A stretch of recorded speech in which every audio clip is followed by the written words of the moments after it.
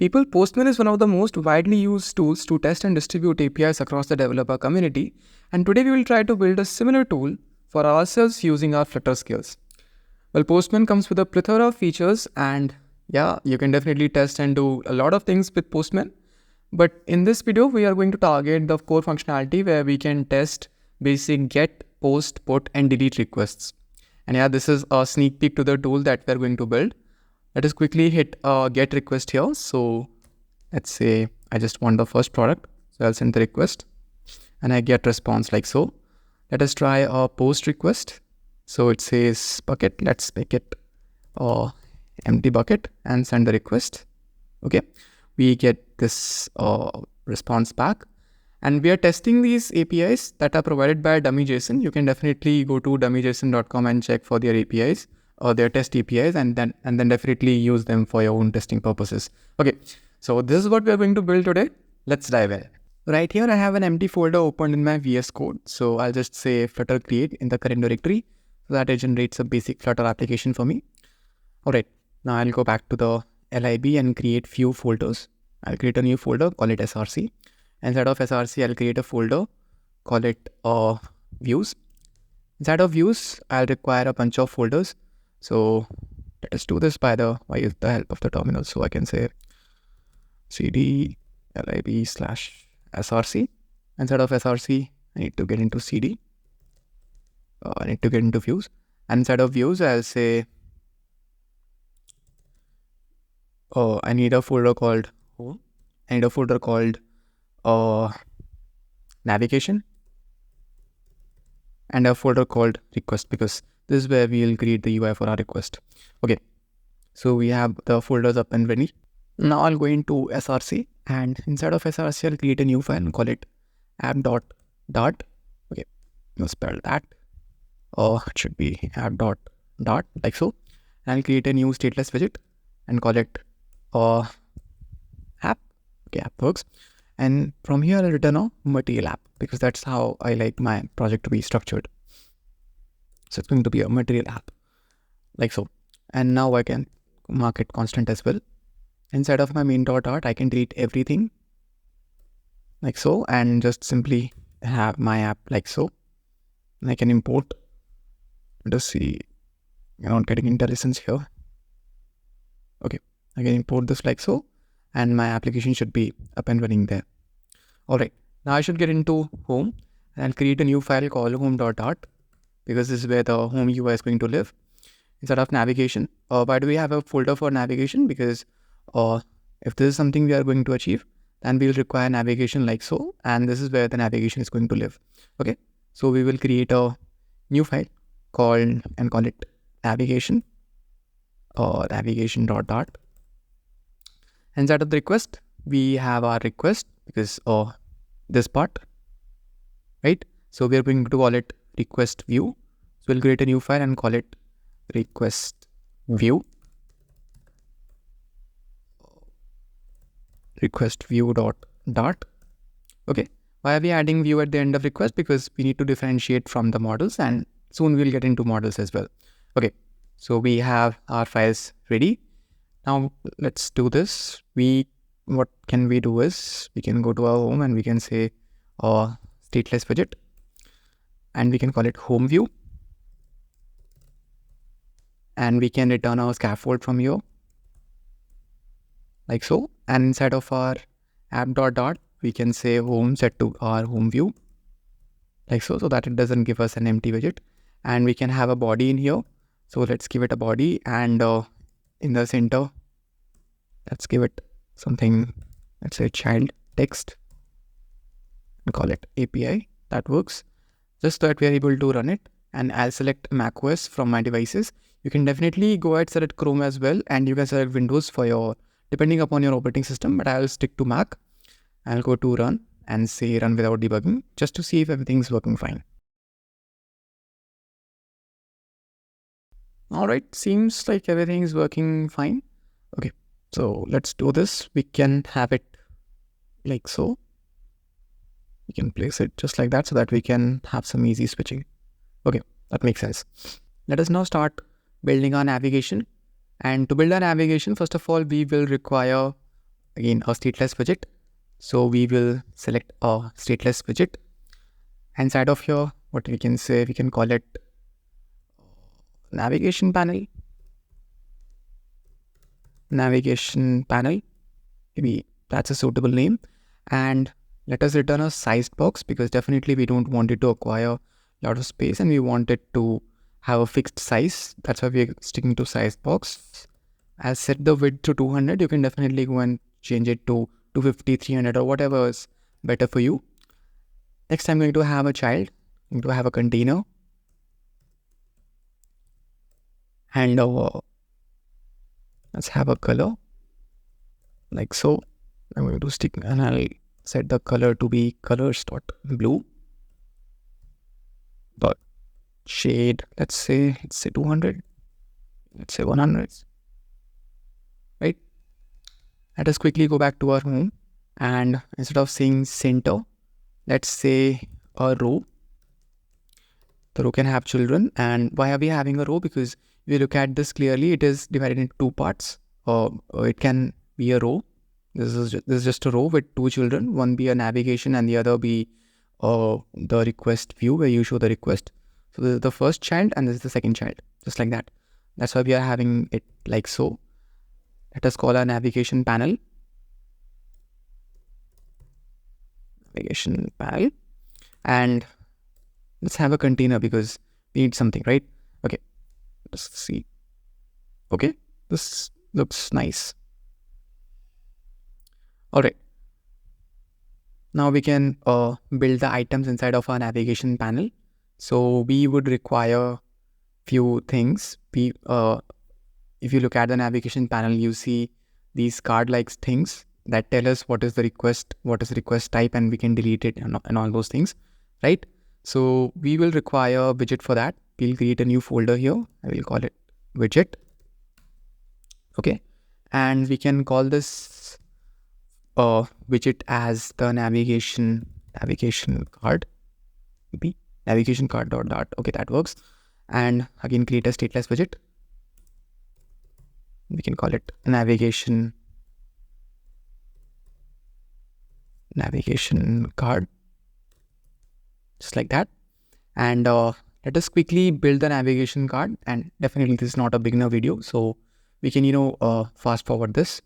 All right, so this is a request card. It's just a material button that has an onPressed method, and inside children we are just saying the name of the request. We are just telling what type it is, and then we have an icon inside of an inkwell that you can use to delete the request. And definitely we'll implement the delete functionality and the functionality to navigate the request, and we'll implement all these methods. And definitely the name of the request and the type will be coming from somewhere that it's stored, right? So this is just for the UI. Okay, inside of this sized box, inside of this container, we can create our list. So we can say child, and then we can say list view dot builder. Okay, so this has to be a method that takes in a context and an index, and then returns us something. Okay, just like that. And for now we can mark it constant as well. Okay, makes sense. And also let us limit the number of items that we need as of now. So let us make it 10 so that we don't have a blunder in the UI. Okay, let us go and check it out. Okay, looks nice. And if you look at the UI, we definitely have a button here that says new tab, so that we can create a new tab. We'll have to create this button as well. So let us do that right here. Okay, inside of the navigation panel, we have a container. All right, let's do this. Let us wrap this list view with a column so that we can have an item just above the list view. Okay, let us quickly fast forward this. We have a material button here with some padding and some color. It tells us this is to create a new tab, and we have an add icon there. We'll definitely implement the onPressed functionality. Let us save this and see if it looks fine. Okay, our list is disappeared. And people, whenever you're using list view dot build inside of a column, definitely wrap it with a flexible. So I'll just say wrap it with widget and say flexible on this. Okay, this makes our list view flexible and we have no issues scrolling through them. All right. So this was about building the navigation. Let us now move forward and build the request. Let us now create a request view. So to create a request view, let's have a closer look. So we have few elements here. One for the parameters and response. Definitely we are going to have two different widgets for them. Then we have a title. We have a drop down that says what kind of request it is. And then we have a text field and a button. All right. So let us start by creating a stateless widget. Okay. Let us create a stateful widget because we have a text field over here. So that's more suitable. So let us call it request view. We would require a controller for our text view, and that's why we are having a stateful widget. Okay. Inside of a request view, what are we going to do is, so inside of a request view, we are going to have a container. Let's create a container with a padding of 20 maybe, because that sounds better. Okay. And then we are going to have a child that is going to be a column, of course, a column, because every element is one below the other, like so. If you look at the UI, so we have a column here. So and that's how we have laid out our items. So we can have children. Instead of children, we have a text form field. Okay, and this is going to have a style. The text style must have a font size like so. Okay. Does it have an initial value? Or it can have an initial value called new request. Definitely we are going to change it. We'll make sure that it comes dynamically from a list. Okay. And then we are going to apply some decoration. We're going to have to remove the border. We don't like the border. All right. And on change, we are going to do something. The value is changed. So we will definitely override this function and we'll require a value right here. Okay. That's that. Let's quickly have a look. How does it look like? Okay. We don't see anything here yet because we need to make it visible in our UI. So let us call this request view inside our home. Instead of having this container, we are going to have our request view.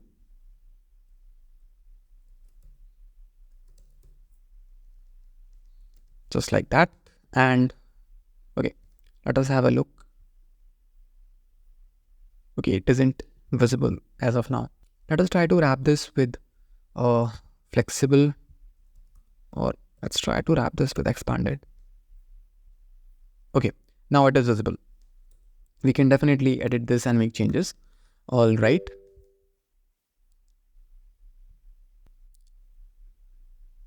Let us now add rest of the properties. Let's start by adding the row, because definitely this UI here is in the form of a row where we've got three elements. One is a drop down, then is a text field, and then is a send button, right? So let us create a row like so. And out of this children, we're going to have a container. Why am I having a container? Because I need some decoration for my drop down, and I'm not so good at decorating things. So let's give it some padding. And insets.all. 1.5 works. Okay. And then let's have a decoration. And we can definitely fast forward it through this as well. So this is going to be our decoration. This is something you can build on your own. And then we are going to have a drop down request. Okay. Since we don't have a request type, we don't know what it is because we haven't created our models yet. That's why we are going to ignore them for now. And the value can be, default value can be get. Items can come from a list. So Let's remove this and say get post put and delete, just like that, and we can have it in this way, and we'll definitely apply the functionality later on. Okay, let's quickly see if we have it. Okay, we have this right here. Definitely it won't work as of now because we have not yet implemented the functionality. We'll do that in a few minutes, right? Okay. Next, we have a text field where we can enter our URL, and we'll require some space. So that's why we are having a size box here. And then we will have to have a text form field, just like so. I'll get that as well. And this can have some initial value. This can have, you can say it URL. And definitely we'll implement the functionality later on. Okay, it isn't visible because we need to wrap this inside of a expanded. Let us wrap it with a widget. I guess flexible should work. Okay, flexible does the trick. And one more thing that we need is a material button, a basic, very basic material button that just hits our request that we can use. Okay, just like so. And we will implement the onPress functionality later. Let us take a look. How does it look like? Okay, looks fine. All right. Next, what we need is we need two boxes for our parameters and response. So what we'll do is we'll first go to the request, create a new folder called widgets, and we'll create a new file for our response, call it response.dart, and we will create a new file called parameters.dart, if I can spell it. Okay. And we'll create a new stateless widget and call it response view. That works. And again, another stateless widget, and call it parameters view, just like that. Now to create a response and parameters view, if you look at it, if you look at the existing tool that we created, we have a response in the form of some code, right? It has some indentation, some sort of code that is associated, right? And this kind of widget is not a regular text form field. This is a code widget that comes from this library on pub.dev. This is the package that we are using. So definitely you can copy this and you can install it in your project. Okay, we need to fix this as well, but we can do that later on. We'll just come here and add our repositories, add our packages and wait for it to install. And one more thing that we require is Flutter_highlight because we need to supply some sort of theming to that as well. Okay. All right, let us now create basic UI for our parameters and our response widget, right? So instead of this placeholder, we'll return a container like so, and it's going to have some decoration that we can just fast forward like so. And the similar widget is going to be in our response.dart as well. So we're going to return it from here. Okay. All right. And one more thing that we can make sure that we have these parameters and response widget in our request view. So we will come down after the row. And again, we are going to have another row that is going to have both these widgets side by side. So we're going to have a parameters view, and then we're going to have a response view.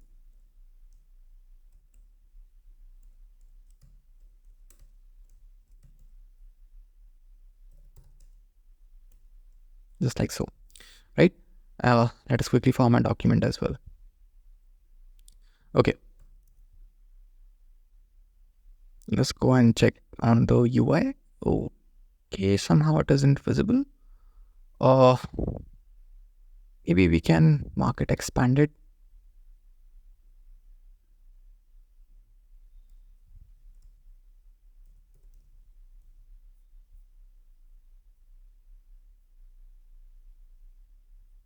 All right, so we can see there, but just because these are empty, so definitely they won't be visible as of now. Okay, fine, works as of now. What we'll do is we'll just start creating our widgets. So inside of this parameters view, we'll have a child.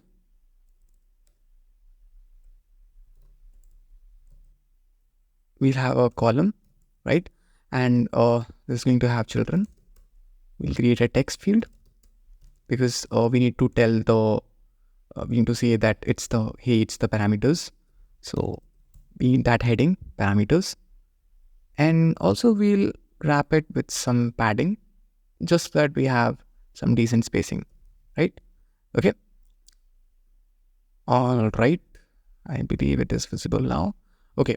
And the same thing we are going to do for our request view as well, for our response view as well. Just like so that both of them are visible. Okay. Oh, it works as of now. The other one also says parameters. That's the caveat of just copy pasting code. All right. Response. Cool. Makes sense. What next we have to do is we need to include our code fields where we can edit our code. So let's start with the parameters first. We are done with our heading. Inside of here, we'll have a widget called our code field, like so. And this code field comes from this package, Flutter Code Editor, right? And it requires a controller. So we can definitely check out its documentation for the controller, and we can copy it as of now and paste it right here. And we can select JSON like so. And we need to make sure that you copy it from the highlight package, just like that, because this comes from the highlight package that we added. This one, flutter_highlight. Make sure to add this, right? Because JSON is what we are dealing with. And we'll add some text in here.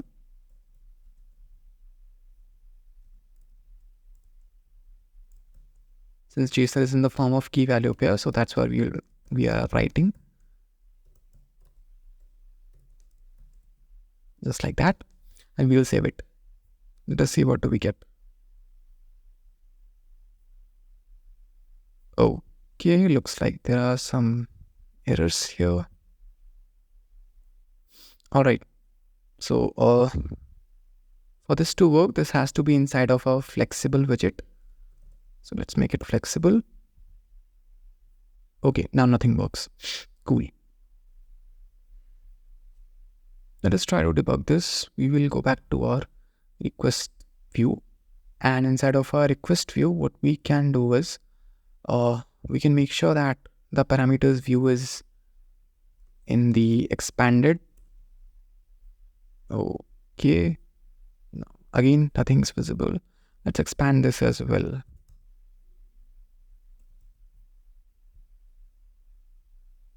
Okay, looks better. At least somehow something is visible.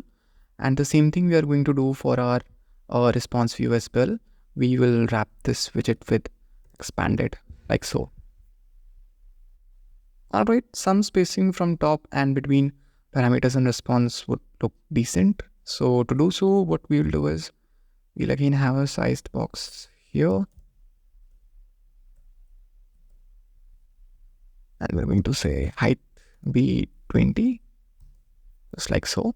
And we need some spacing in between these two. So again, we're going to have a sized box. But this time it's going to be width. This is the cheapest way of achieving this. Okay. All right. So we have it up and running. Now all we have to do is we need to modify this, the theme of this parameter input field. So we will modify our code field by going to the parameters. Inside of the code field, let us quickly format our document like so. And the code field, we can wrap it with a widget. Let's wrap this with code theme that comes from maybe, where does it come from? Okay, it comes from the same library, right? Makes sense. And then we need to pass, what does it want? Okay, it requires some data. So we'll give it some data and we'll say code theme data styles. The styles can be, okay, this theme, and again, this theme comes from Flutter highlight package itself. Yeah, the Flutter highlight package itself, and that's why we require this theme. Okay, sounds good.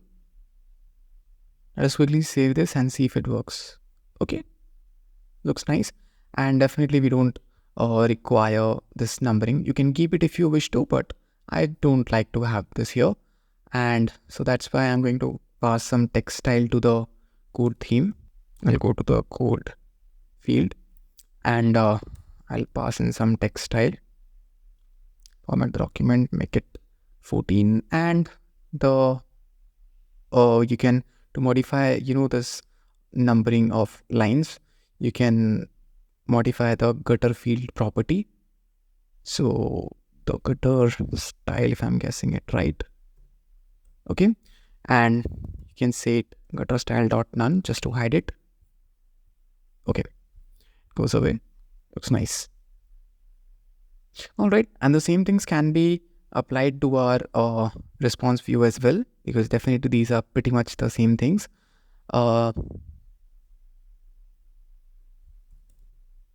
Just like that, and we can copy and import all those things.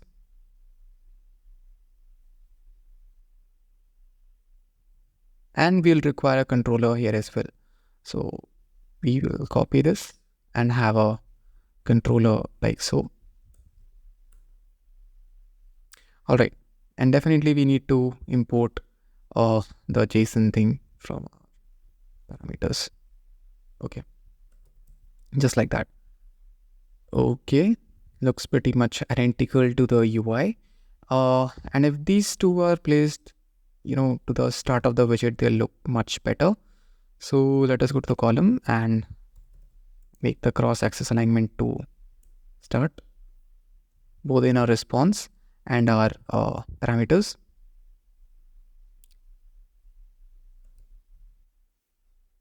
All right, looks much better. Okay, so this was all the UI that we required. In the next part, we'll see how you can implement the functionality to this API tool. Before we begin, we will need few packages. So we need HTTP to make our HTTP requests. We need Flutter Riverpod to manage our state. And we need FP Dart so that we can handle our errors. So let us quickly add them to the project. All right, so we get to see few errors here. We can resolve them by just switching few versions. Let's remove this and see what happens.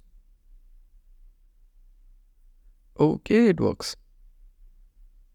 And we can also do some cleanup here. All right, sweet. Now what we can do is we can add a new folder called providers, because we need to somehow listen to which API request has been selected and the API request that the user has created. So we need to store them somewhere, and we'll create a new file, call it providers. Here we'll create a selected request index provider that will hold the value for the currently selected request index.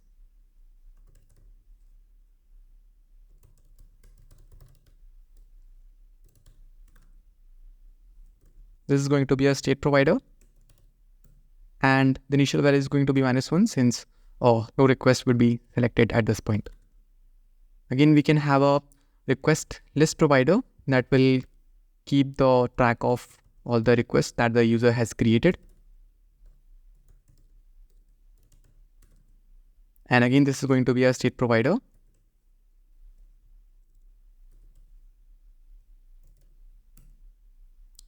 And it's going to be an empty list for now.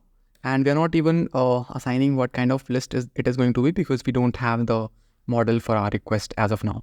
Let us now create another folder call it controller because we need something that we can use to control our navigation and our requests. So we'll start by building a navigation controller. We'll create a new file and call it navigation controller.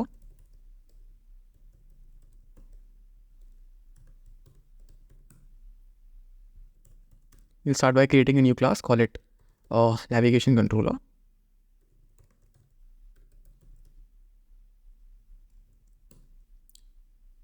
All right. And this requires access to the ref. And if you're new to Riverpod, ref is just the reference that is used to access various providers that are given us, that are generated by Riverpod. So we would need something called ref here. We'd say final refs. And we can import Flutter Riverpod just to make this error disappear. Inside the constructor, we would need to pass some value to ref. So we'll say required ref, and here we can assign this value to ref.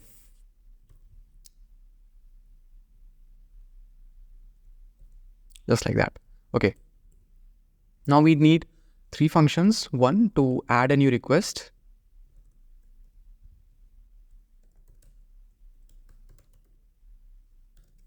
Right. One would be to delete the request.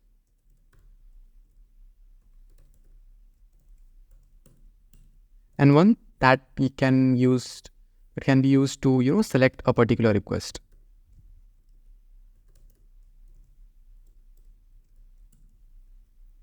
Okay. To add a new request, we won't need any parameters as of now, but to delete request, we should know what is the index of the request that we are supposed to delete. So definitely we'd have required index. And the same thing is required for our delete request as well, because we should know the index of the request that we are supposed to delete. All right. So far, so good.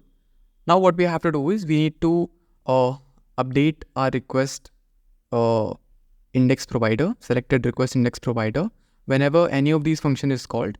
So before we do that, we would now have to create our model for our request. So we'll create a new folder, call it model.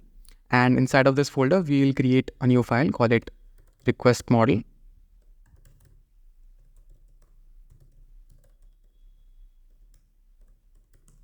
Like so, and then we can have a new class, call it request model. Just like so. All right.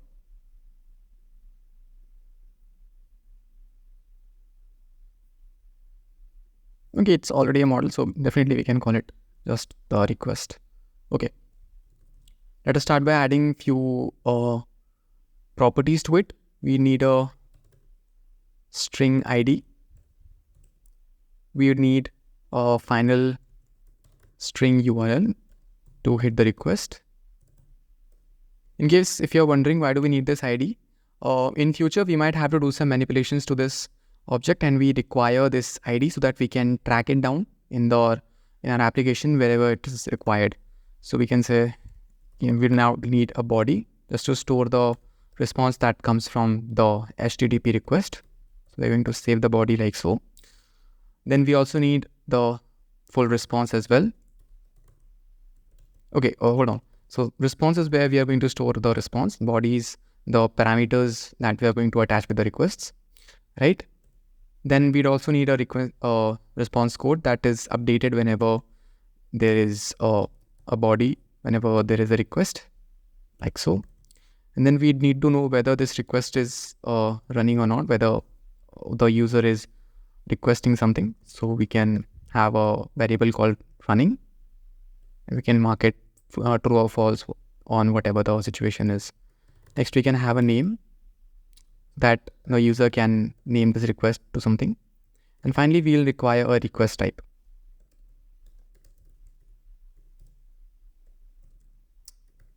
Okay, this request type is something that we need to create. It's a enum that we will create just now. And we can do that by saying the enum keyword in Dart, like so.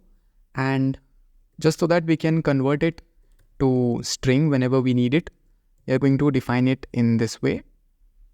So get is going to be get. And although you can have multiple requests depending upon your needs, we are just going for the basic get, post, put, and delete as of now.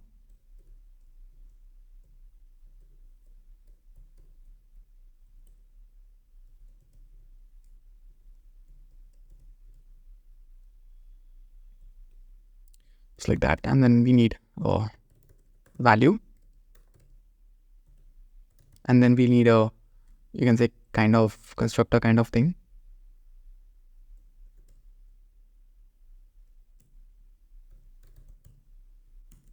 Okay, just like that. So every time we have a request type, we can just call dot value on it and we'll get the string value out of it. Okay, now what we need is we need to generate rest of the functions for our model, and one of them is going to be the constructor itself. So definitely we will be doing this. I already have a package installed, not a package, I have a plugin installed that you can also get it from the VS Code extensions. This is Dart class generator. Once you have this installed, for every model that you create, you will get this option that says generate constructor, generate copy with, and the whole generate data class function itself. So we can do that to generate our data class function, but definitely there are going to be some issues and that we need to fix surgically, right? Okay. Inside of a constructor, we are going to have another field, or rather we should say we should not create the constructor in this way. Maybe what we can do is we will require an ID every time a new request is formed. So we want the ID to be automatically generated. For that, we will require a package called UUID. Let's go to pub.dev, right here, and we can search for UUID. Okay, this is something we can copy and get it installed in our pubspec.yaml. So we can install it like so. And once we have this in our project, what we can do is we can have a string existing ID. I'll let you know what's the use of this existing ID in a moment. All right. And we won't be asking the user to add this ID. Instead, we'll be generating every time a new such object is formed. So we will say it should be existing ID. If there is no existing ID, then we would generate it using UUID or the package we just installed. Just like so. And dot v4 works. Okay. And then we can say toString. Do we need to say toString, or it's just does it give us the string? Okay, it gives us a string. All right. So this should work. And what we can say is instead of requiring all these parameters, we can initially start with something. Maybe we can say can mark it to be the website of DartBucket itself. And the body can be empty for now. And similarly, we can have some values for all these fields.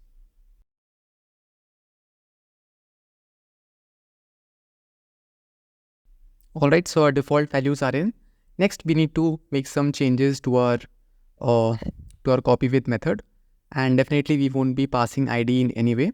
Instead, we will be passing the existing ID because that's what works best for us. And even if it is, and of course, we don't want this ID to be ever updated. So we'll remove this from the parameters and just let it be in this form. Okay. Next surgical issue that we need to fix is this type needs to be give us type.value so that we have the string value of it, just like that. And we don't have to map the ID like so. We can remove this as of now because definitely we will be generating ID from our UUID function, and this can be request type dot. This needs to be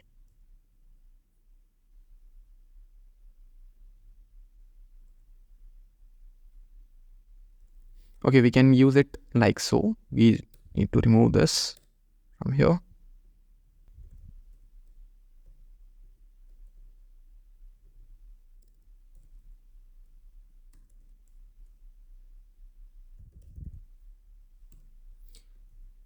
Okay, I guess that fixes all our issues.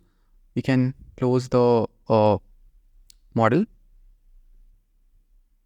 All right, let us go to the providers and also assign what kind of uh, list are we expecting. So we need a list of type request that should come from our models. Okay, just like that. Makes sense. Now what we can do is we can go back to our navigation controller, and every time a new request is added, what we can do is we can use our ref to read the provider to the request list provider and get access to the notifier so that we can update it. All right, and then we need to perform something right here. What we can do is we can create a new request, call it final new request. That is the request, and then we can also add this to our state so that we can return the new request and then everything that is inside of our state, all the other elements of our existing state list, just like so. So at every time a new request is added, this state gets updated, and also the selected parameter is set to something greater than what is right now. So definitely again we'll have to use our ref and we'll read the selected request index provider and update its value. For that we need to grab the notifier, and then we can call update on it. And what we can do is we can see whether what value do we have as of now. So we can say if state. So if the state is -1, that is no request is selected, then we can return 0. Else what we can do is we can get access to the list. We can say final request list equals f.read or the request. We can read the request list provider, and then we can return whatever the length is, or maybe the last item, request length -1, just like so. So that it selects makes sure it creates a new request and select something for us. All right. Next, let us implement the delete request method. So to implement the delete request method, what we will do is we will again get access to the request list provider. So we'll say ref.read request list provider, and then get access to the notifier, just like so, and again update the state. And in this function we will be again performing some actions just so that we make sure our state is updated. We'll quickly see if the state is empty, just to be sure. So if it is empty, we'll just return the state as it is. We don't want any changes. If it is not empty, then definitely we will remove some item from the list. So if state.length is length -1 is greater than equal to the index, then we'll remove the item at the provided index, the index that is provided by the user. And we'll also update the currently selected index provider. So again, get access to notifier and update the state to index -1, the one just before that, and we will return the updated state, just like so. And if everything works fine, then we'll just return the state. If if there's no situation, such situation occurs, then we'll definitely return the state itself. Okay, that's that. And to select a particular index, all we have to do is we have to update the currently the selected request index provider. So we'll say selected index provider dot notifier. We'll get access to notifier. We'll say update, and we will return the index that is passed by the user. As simple as that. Okay, now all we have to do is we have to make use of these controllers in our UI so that we can make the state management useful.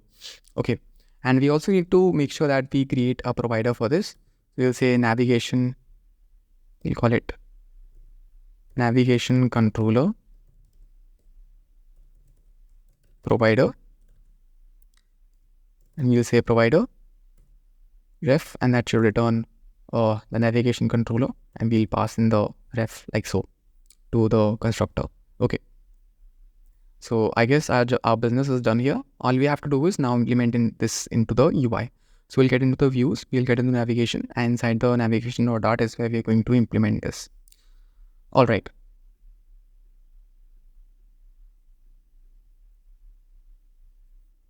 To make use of Riverpod in our UI, what we have to do is first convert this into a consumer widget.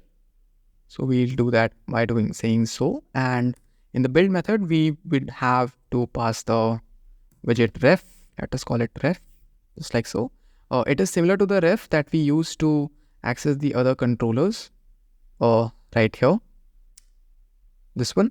So we definitely need ref to access the controller inside of our UI. Okay, so let us do this. Let's get access to all the requests, to the requests that are open requests, and we'll say ref.watch. And definitely keep in mind that whenever we wish our UI to be updated as per the controller, we need to ensure that we use the watch keyword instead of the read keyword. And if you're into a stateful widget, inside the init state, never ever to use watch. Okay, so this is something that comes from the Riverpod documentation itself. I definitely recommend everybody to read it if you're new to Riverpod. Okay, now we have access to the open requests method. Now what we'll do is we know it's of type list of requests, so definitely we'll be using this to build our list, and we'll say open requests dot length, and for every such request we'll pass a navigation card, and the navigation card can now take in the request as an argument. So we can say final request like so, and pass it in the constructor required dot request, and then we can remove this constant sign and pass in the request like so. It's going to be open request on the index. Okay, just like that, and we can again format the document. Okay, looks nice. Let us quickly run this, and before we run this, we need to get into our main and make sure we wrap our application with a provider scope. So we will say wrap with widget and say provider scope. This is a very necessary step for Riverpod to be up and running in your application. Okay, definitely we'll do this, and now let's run this. All right, we have our application up and running. I can place it in a different window. We would need one more method. We need to implement. This won't work as of now because we are not creating any new requests.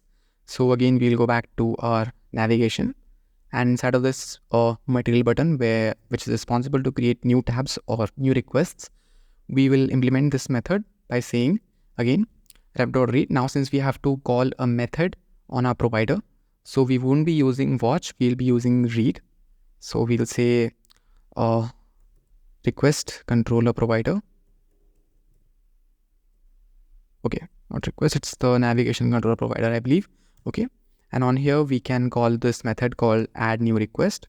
So every time this button is clicked, we are calling this method that creates a new request and pushes it into our existing request list, right? So let us quickly do a hot reload.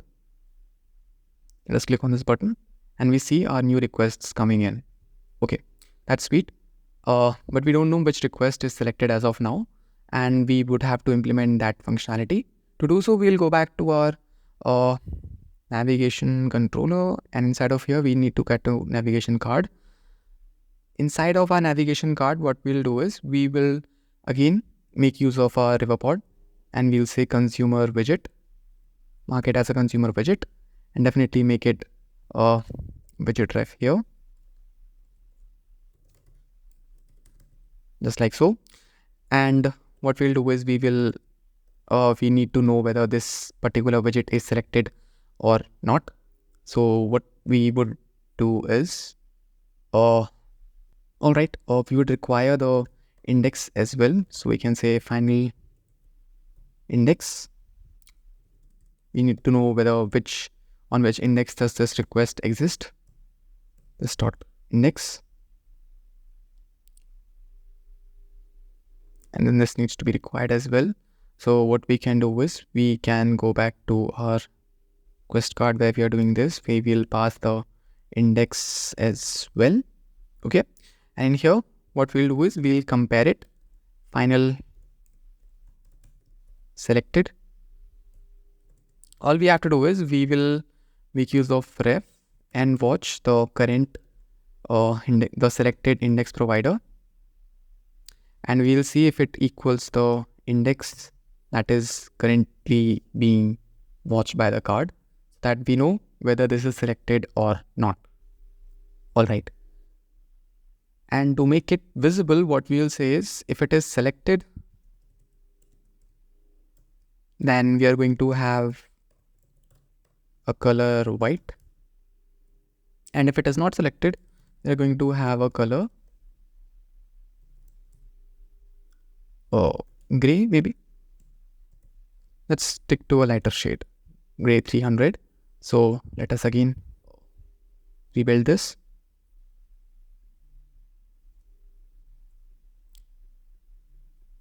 All right, so we know this is selected, but we are not able to select any other request. That's because we need to implement one more method here. So every time our request is selected, right here, what we'll do is we'll again get access to the navigation controller, ref.read navigation controller provider, and then we will say select request and pass in the index like so, so that whenever we select a request, that gets highlighted just like that. And now I believe our navigation is up and running. Well, let us now focus on building our core, the core of our application that will be responsible for making all our HTTP requests, right? So within the SRC, I'll create a new folder and call it core, right? And inside of core, I need few files. So I'll go ahead and create them. I'll require definitely a core.dart. I'd need a failure, just so that we can handle our failure. And then I'll need a network that will be used to make our API calls. And finally, we'll need a type definition, just so that we can have some nice error handling there. Okay, that's that. First of all, let us get into the type definition so that we can create our custom types. First, we'll require a type of future either, and I've explained this in a detailed video that is linked somewhere here. So yeah, type defs future either. This is our custom type, and that's how we create our own custom types. We are going to take some other type T and give us something like this, future either.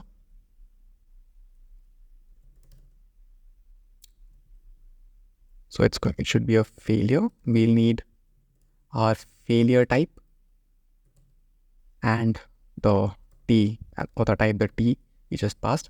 So the either comes from the fp.dart package we installed in the beginning, right? And we need to define a class failure. So we'll quickly do it now. Class failure.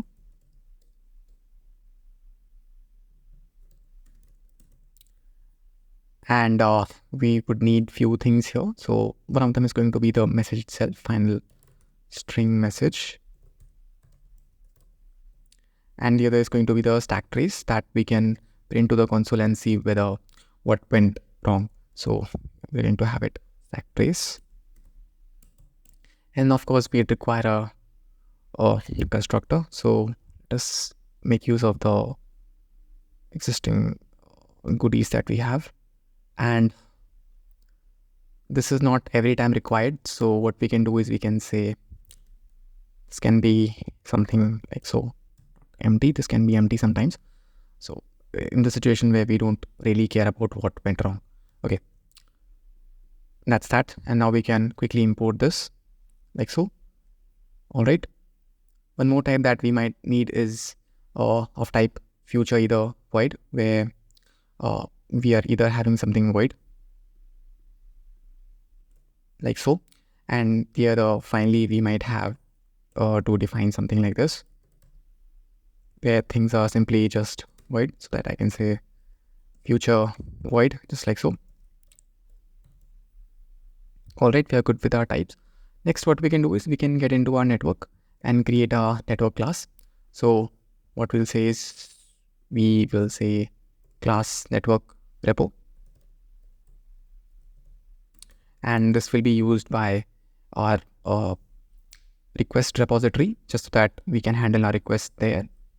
So yeah, definitely we'll need few methods. We'll need a method for the get request, post request, so on and so forth. So I've already written these methods that you can simply find in the repository on the GitHub link that is given in the description. So that we can have some time here, right? Let us quickly do all our imports like so. And we can quickly import the labels as well. All right. And just to improve our logging, what we have done is inside of our res, we'll create a new folder called res for resources. And inside of this, we'll create a log labels file, just so that we can see whether what went wrong in the debug console. We will call it labels.dart. I'm going to have a class label, just like that. Is it okay? Labels, and the other class be result. Results makes more sense. Yeah. And then we can populate them with our own custom messages that we will be using inside the network.dart, right? So let us quickly get those messages. We have one right here and one right here. Okay, we can save this and let us quickly import them like so. And this left and right also comes from the fp.dart package, so you don't really have to worry about them as of now. You can definitely watch the video that is provided in the link. Let us quickly create the provider for our network repo, and I can say final network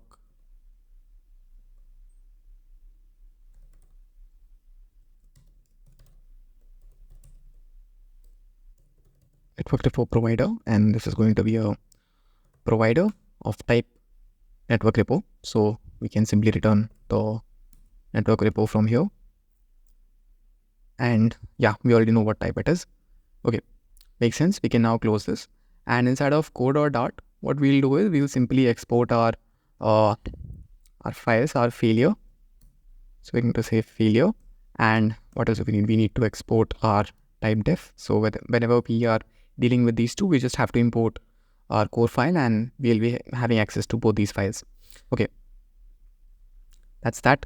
Let us now create a controller for our requests, so that we can say request controller dot request controller dot, just like so. And we might need a repository as well.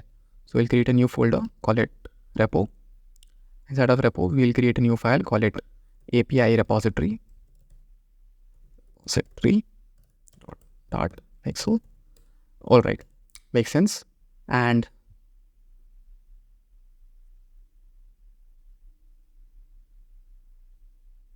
okay, I believe we already made this network thing, so we might not require this repo. We can delete this. Okay, that is not really required. All you have to do is we have to work with the request controller now. So we can start building a request controller. Let's say request controller. Okay, and the request controller requires few things. First is the network repo itself. So we're going to have final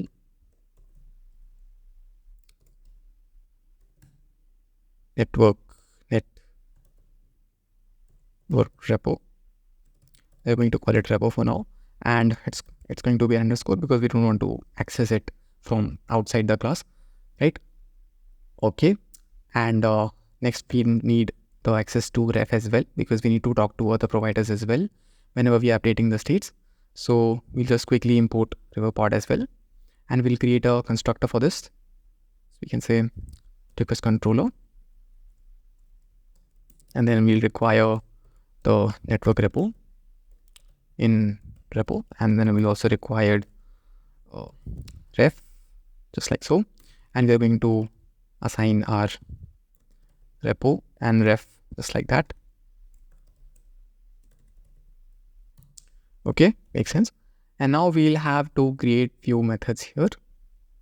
Okay, first of all, we will need something that can be used to update our request. So we'll create this method using underscore, because we don't want to access this again from outside this class. So we'll say update request.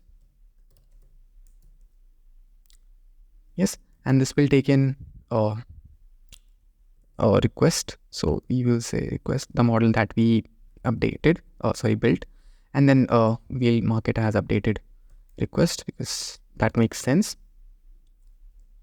Okay, and to update this request, what we'll do is we'll read our request list provider and get access to the notifier, and then finally we'll call update on it. And inside of this, we will be doing some changes. We'll say final index. We'll find the index at which this request exists. We'll say state dot index where. This method comes from the Dart itself. We can again compare element dot id equals the updated request dot id. So this is the ID that we were auto generating in our class using UUID, and we are making use of it to find out whether on which index does this element exist. And finally, what we'll do is we will update the element at that index to the updated request and return the updated state for provider. Okay, just like that. So this enables us to update any kind of request whenever we get through one. Okay, now let us create a function that can, trigger a request or maybe send a request. Okay, we will make it send request, and it is going to be an asynchronous function. All right, we don't want to return anything, so let us mark it with void, and let us ask the ID of the request, because definitely we can get it from the provider. So we'll just take in the ID of the request that we want to trigger, and finally we'll get the request by saying final request equals ref dot read request list provider, and select the one with this ID. And we now have to somehow find out and return the request with the given ID. So I'm going to say return value dot first where. Again, this comes from the Dart itself.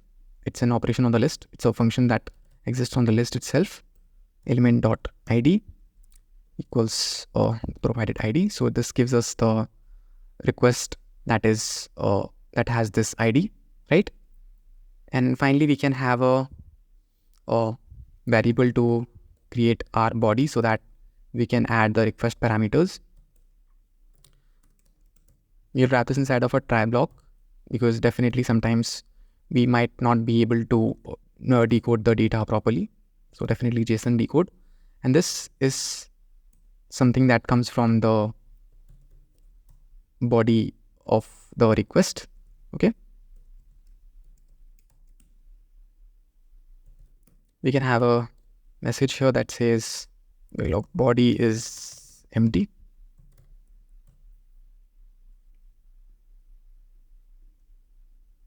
Okay, and mark it empty for now, just like so.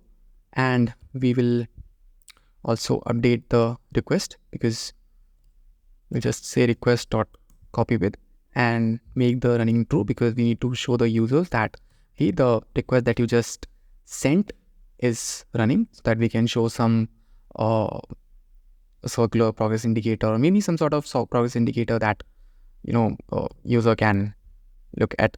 Okay. Finally, we'll need somewhere to store our result. So we're going to have a lead final result, and we will have a switch case. We're going to use the request.type to switch right, and let us hover on this. Okay, let us start by doing so. Anyway, let us continue.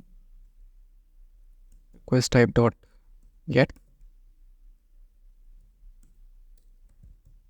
On get, we'll say result equals await. Repo dot, we'll call the get request method and pass in the request URL, that is this request dot URL. And what else we can do is, should I say break here? I have to say break. Okay, makes sense. And then similarly, we'll repeat the same thing for rest of our cases. So it's for get, we'll do something for the post, we will do something for put, and we need to do something for delete as well, just like so. And for get request, definitely it is going to be a post request, this is going to be a put request, and this is going to be a delete request, and we need to pass in the body as well. Okay, we don't see any other errors here anymore. And finally, when we get this result, we can okay, and then we can call fold on it, and this should come from fp-dart and takes two methods. First is going to be handling our failure, and the other is going to handle our response. So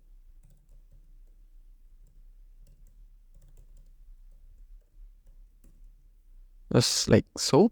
And once we get the response, what we'll do is we will update our request. We'll call this method and we'll say request dot copy with.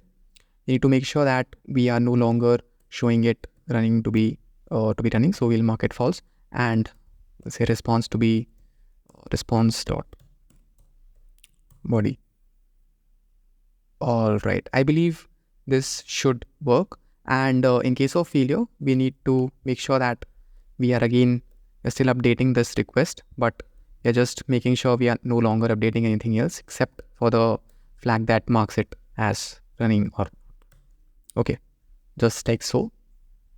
I believe we are done with our request method as well. So, and anytime the user does some changes, we would need to call another method, call it void update request. Okay, just FYI, if the difference between these two methods is that the update request with an underscore will never be exposed to the one working with the UI. We don't want to expose this method to the UI. All you want to expose is this method that is capable of updating few things in the request. So this method will be capable of updating the name, URL, type, and the body, nothing else. And we'd require the ID just to get access to which request the user is trying to update. So first we need to find out which request it is. So just like we did above, we're going to say request equals ref dot read and find the request list provider, and again call the select on it. And again, we need to check which request matches the ID the user has, the UI has provided. So we'll say return value dot first where element dot ID equals ID. Now we have access to this request, and we can again update the request by saying request dot copy with, and we can copy all these. We can pass all these values that we are getting in this method. So we'll say name to be name, and can say URL to be URL. It's pretty straightforward. All we have to update is just the its properties like so. Okay, that's that. And I believe the update request is also ready to go. All we have to do is connect this controller to our UI now. And we also need to create the provider for this request controller. So let us do this now. Let's say request controller provider equals provider. And inside of here, we need access to the network repo. So we'll do so by saying final repo equals, and we'll be using this ref to watch our network repo provider like so. And finally, we can return our request controller. And since the spelling was right, so it automatically passes everything for me. Okay, makes sense. I believe we are pretty much done here. We can go ahead and close our navigation controller and request controller. Let us now go to the UI and see what configurations we need to make. Okay, let us start with the home. And inside of home, we need to watch whether which request is selected. So inside of our request view, we will need to make some changes. Our request view now needs to know whether which ID is it referring to. So we need to say final string ID, and should know whether which ID of request is it holding. So we need to say required this dot ID. Okay, and inside of this, we will be making in some changes. Now what we have to do is we need to have a consumer here. Again, this consumer widget comes from the Riverpod library itself, and we need to have a builder inside of this.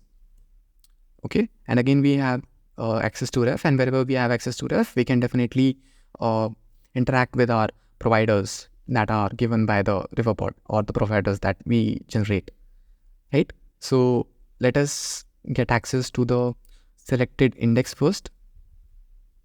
So let's say selected index to know whether which index of request is selected. So we'll say ref.watch and we'll say selected index provider. Now we know whether which index are we supposed to watch. So if selected index equals -1. So this means that no index is selected, no request is selected. The list of requests is empty. So what we can do is we can return a container. Let us return a container. Not container, let us return a center.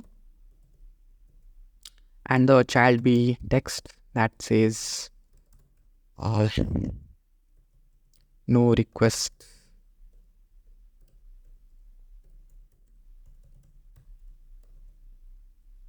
selected. That works, and let us mark it const as well.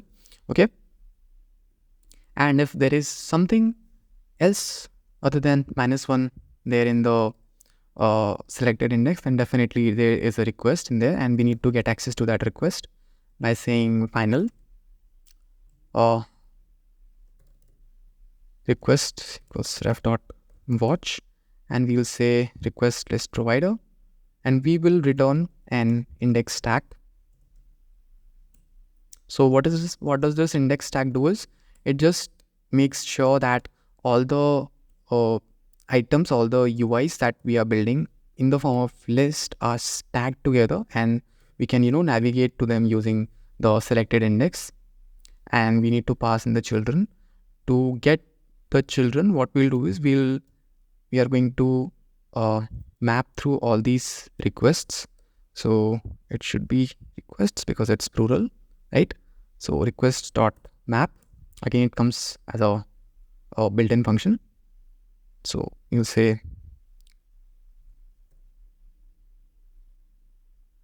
we need to return a request view, and we need to get access to the ID, and it's going to be e.id like so.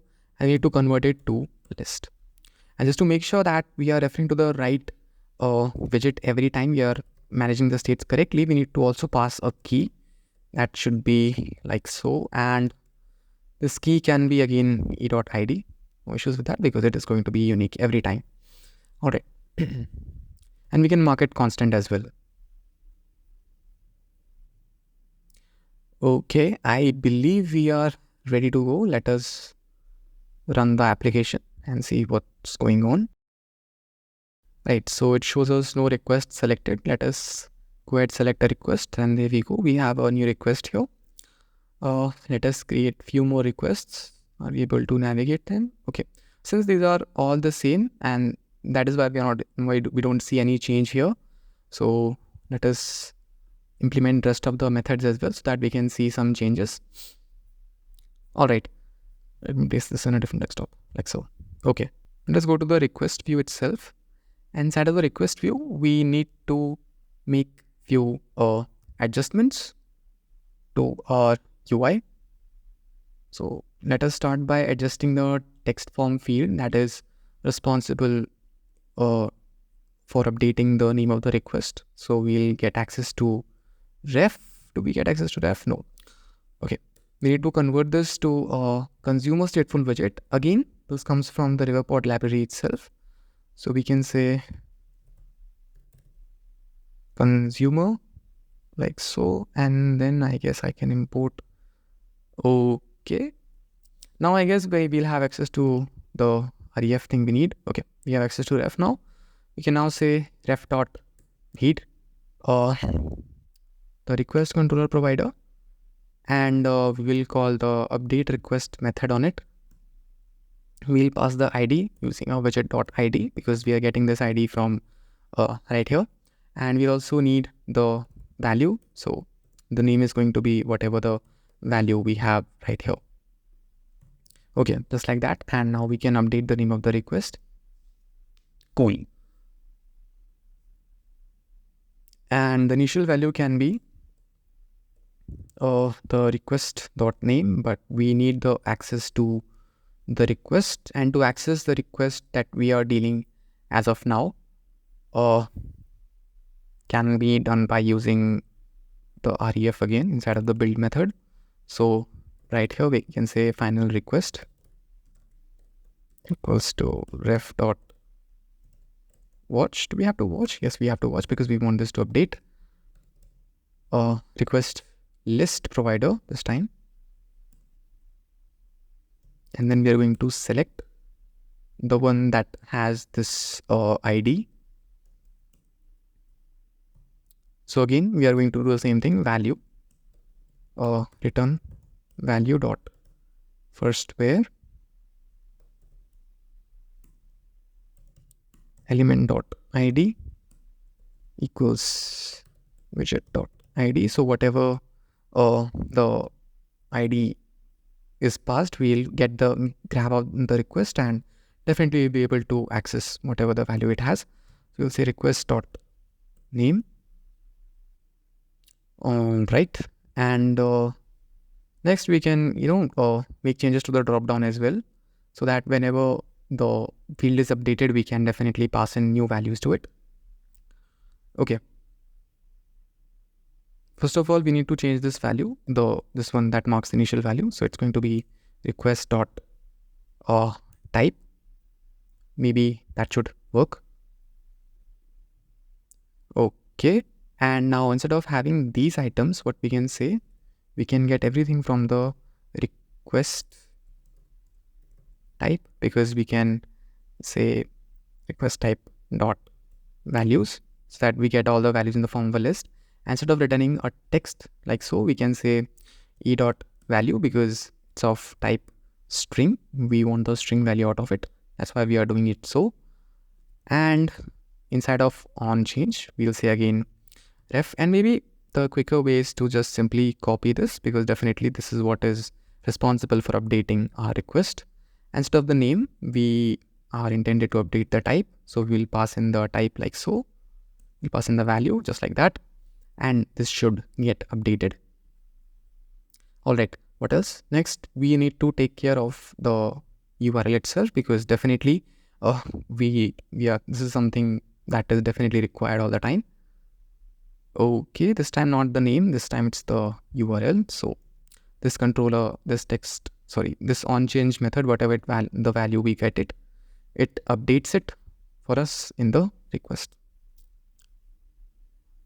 All right, I believe we are good to go. Let us save this, or maybe hit a hot restart. Okay, we are having all these requests here. Let us update the name. Let us set to sample request. Okay, something went wrong. Something is weird. It does not update. This is weird. This shouldn't be happening. All right. I guess I did a very silly mistake in here. I should update the name of the request in here, and that is why it is not updating the name of request. So, all right, not a big deal. So definitely we can fix it by selecting whichever request is selected. So we are getting the access to this request. What we'll do is we'll say request.name, and yeah, it works. Also, we need to change this type. We'll say request dot type, and we'll get value out of it like so. And I believe now it should get updated. So every time I do this, sample REQ, okay, that works well. All right, let us now try to change this request type as well. Okay, all right, this also works like a charm. Okay, all we have to do is make sure that this is also updated. So let us see, I can say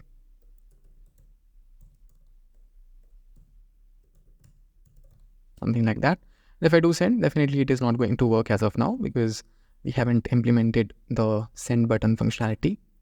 Okay, that was for all the request elements, but we need to work on few more elements. That is where we are showing the response and the request parameters.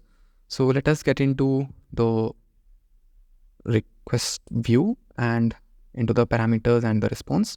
In the response, we have a controller like here, like so, the code controller.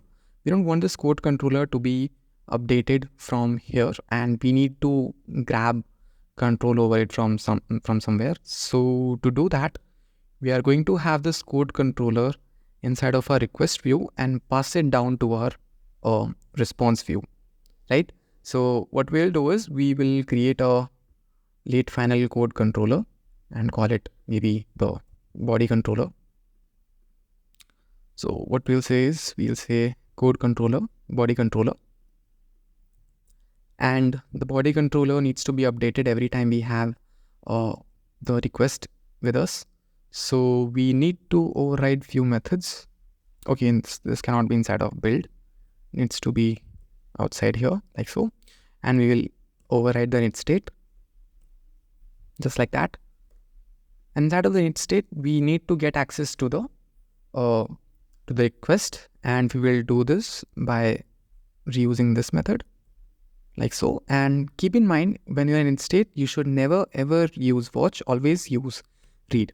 Okay, so every time this will read, and once we have the value, it will give some value to the body controller, and we'll be able to say code controller, pass in some text, say request.body, and language be JSON, just like that. Okay, and this gives us few errors. No issues, we'll just copy this from here.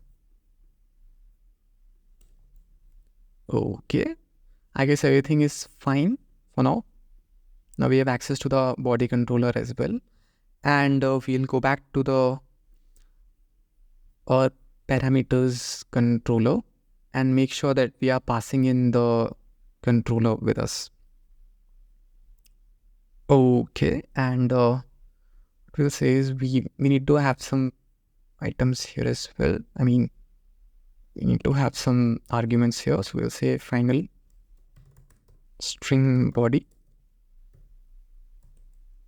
a function that will update whenever this is changed. So function string, access to string. And also we'll need a code controller. just like that, and we'll pass it inside of our constructor.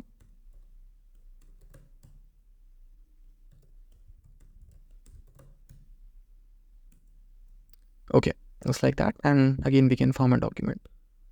Hold on.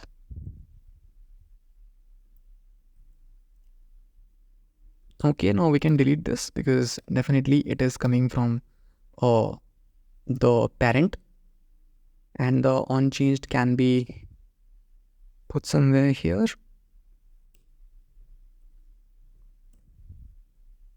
Okay, makes sense. And we might not need body, but it's okay. Let us now go to the response, and the response needs to be updated whenever the request is completed and we have something with us. So definitely we can just say final string response. Okay, just like that. And we can say required this dot response. Okay, and then I have a bit of some code written for all of you so that we can format our response. We'll use JSON decode. Let's import all those things. We'll need to also have a string response like so. Okay, and instead of this text, we'll say response string, just like that.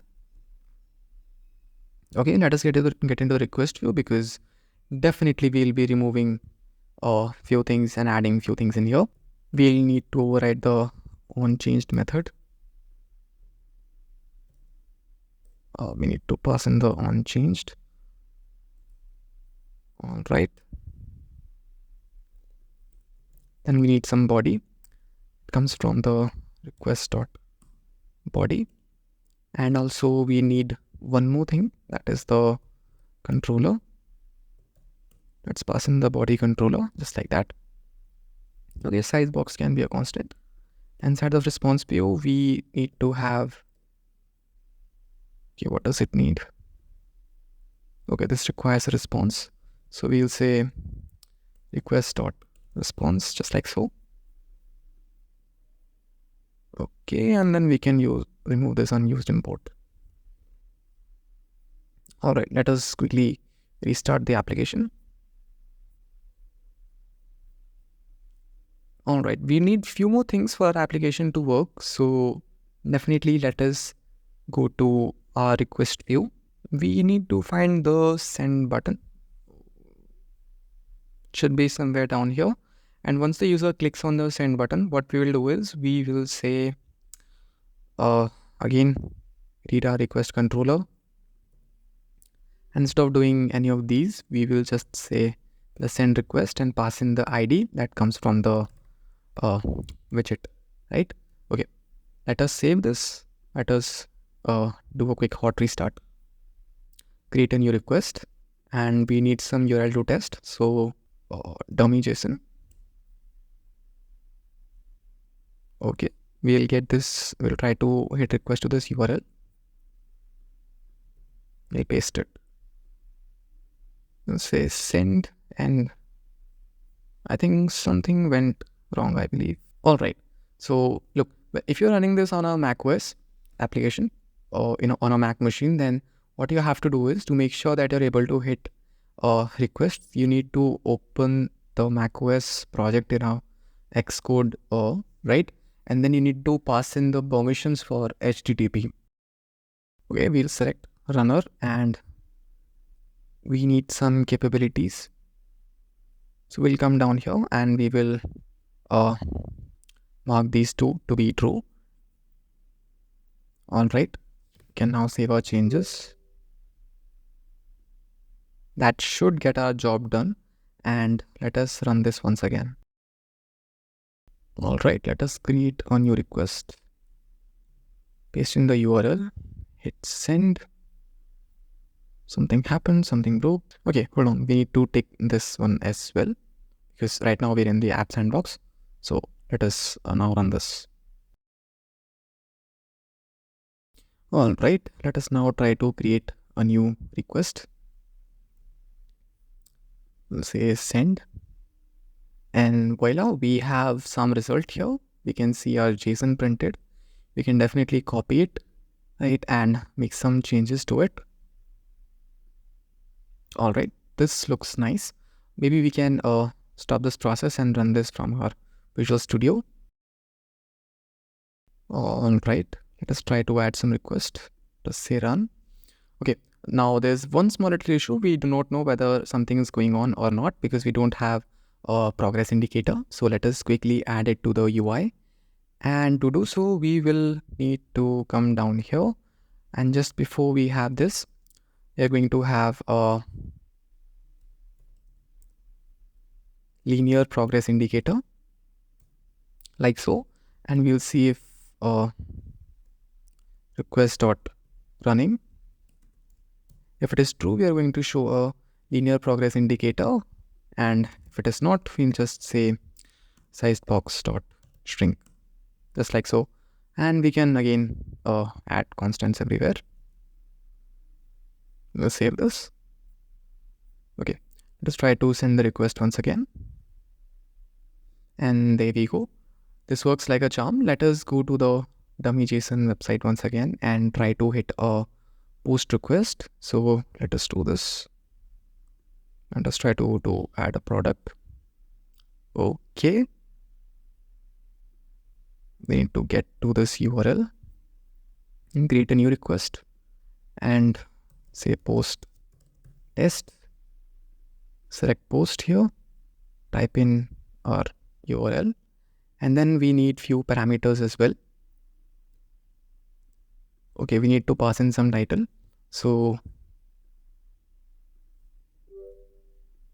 somehow we are not able to edit this parameters. So let us quickly check it out whether what went wrong. Views request. Okay, we have this read only true. We're going to remove this and we will save this. Let us see if we can modify it now. Okay, there we go. And right now what I'll do is I'll set some title. Let us call it super bucket. Yes, why not? And let us now hit a request. Okay, we are getting back the ID. Is it what we expect? Okay, we are getting back the ID. So I guess it works fine. Let us try some delete request as well. Let us go to some delete request. Again, copy this. We will paste it here like so. We'll delete everything. And send it. Okay, we don't get anything in the response. I believe there is something wrong there. All right, so it says body is missing. So I guess there is something wrong going on with the body. Let us go to the request view. Maybe there is something wrong with this. All right, we haven't made any changes to this. So let's say ref.read request controller provider. And then we will say update request with widget.id and the parameters. Sorry, the body should be whatever comes from this value. Okay. That makes sense. Let us restart this application. Let us try to run a post request first. So add products.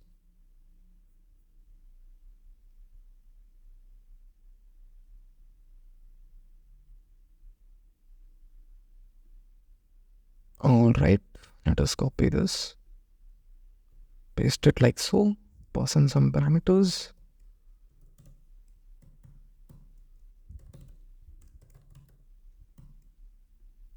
Okay, let's say send. All right, we are getting the title now. So I guess the post request is now working. Let us try a delete request. All right, let us copy this and create a new request. select delete. Okay, this one was post. This was an army request. We'll select delete. We'll paste in our URL and we'll send the request. Okay, and says is deleted true. And definitely our Postman clone is now working. So this is how you can create a Postman clone for yourself using Dart and Flutter. If you like this video, definitely give us a thumbs up, subscribe to the channel. This is DartBucket signing off.